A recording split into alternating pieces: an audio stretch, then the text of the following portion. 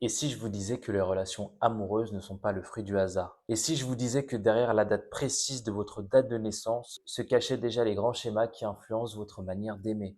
Et aujourd'hui, on va tout simplement plonger ensemble dans un univers fascinant, celui des schémas amoureux cachés derrière votre date de naissance. Mais aussi pourquoi est-ce que certaines histoires se répètent?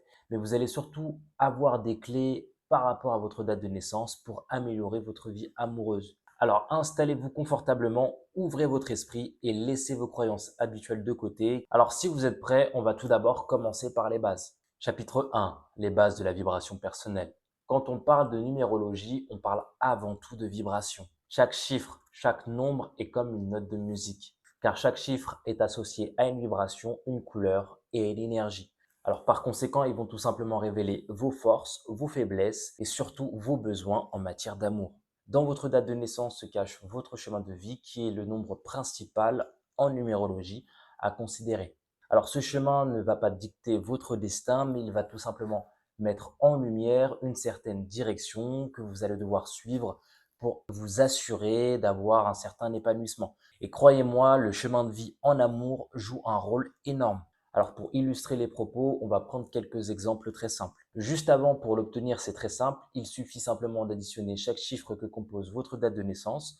Vous allez ensuite obtenir un chiffre qu'il va falloir tout simplement additionner jusqu'à obtenir un chiffre entre 1 et 9, les exceptions étant 11, 22 et 33, qui sont considérés comme étant des nombres maîtres, donc avec une vibration qui va être beaucoup plus élevée que la moyenne et avec en général des missions qui vont être de grande ampleur et donc des défis amoureux qui seront également supérieurs à ce que les chemins de vie, on va dire classiques, pourraient tout simplement avoir durant leur vie. Donc si vous êtes de chemin de vie 1, vous êtes en général une personne qui est indépendante. Donc par conséquent, le principal défi amoureux pour une personne qui va être de chemin de vie 1 va être tout simplement de trouver une partenaire ou un partenaire qui va tout simplement accepter de laisser de l'autonomie, une grande autonomie à son partenaire. Surtout qui ne va pas chercher à vous enfermer et à vous dominer. Mais ce qu'on constate souvent aussi, c'est que les personnes qui sont de chemin de vie 1 vont avoir aussi cette tendance à attirer les personnes qui vont tester en permanence leur liberté.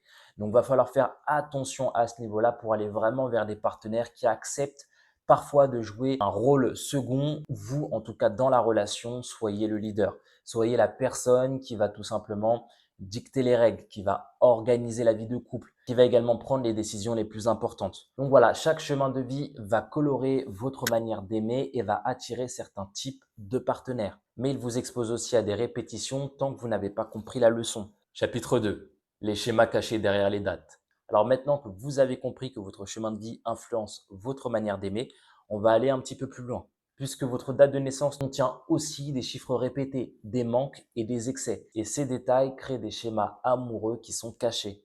Donc par exemple, si votre date de naissance contient beaucoup de 2 ou de 6, vous avez tendance à vibrer la douceur, l'envie de construire, mais également l'harmonie. Donc sous-entendant qu'au fond, vous rêvez d'une forme de sécurité affective, quitte parfois à avoir un petit peu ce syndrome de sauveur, voulant sauver l'autre à tout prix. Attention car trop de 2 ou de 6 peut vous pousser à trop vous sacrifier. Donc à l'inverse, si vous avez beaucoup de 5 dans votre date de naissance, dans ce cas, votre vibration est associée directement à la liberté, au changement et à la passion. Vous aimez vivre des relations qui sont intenses, mais vous pouvez aussi connaître des ruptures qui vont vous déstabiliser.